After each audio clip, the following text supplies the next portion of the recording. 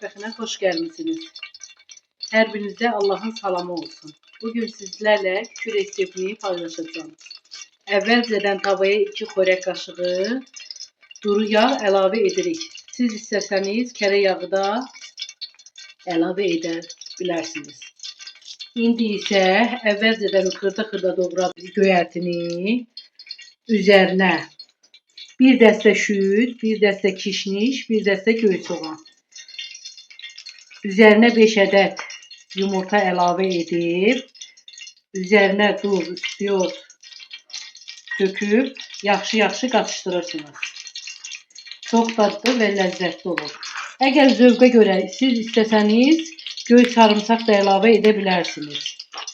Tava qızdıqdan sonra yaxşı qarışdırırsınız ki, içərisində göylər, yumurta yaxşı qarışsın üzərində. Qızdırdığımız tavanın üzərinə tökürük.